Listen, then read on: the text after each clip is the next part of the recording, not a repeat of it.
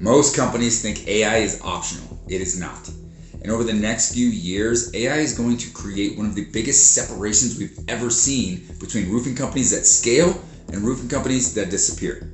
Right now, most contractors are still operating the same way they did 10 years ago. No systems, no automation, no follow-up structure, no operational visibility. Meanwhile, other companies are leveraging AI to automate communication, to improve follow-up, generate and capture leads, streamline operations, and increase efficiency.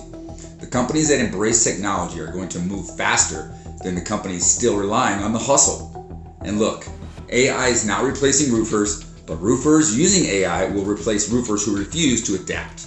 The roofing companies winning right now are becoming operationally efficient. They're reducing admin bottlenecks, they're improving customer experience, they're creating systems at scale, and that's where the industry is going. The companies that survive the next decade will combine leadership, systems, accountability, and technology. That's the future of roofing.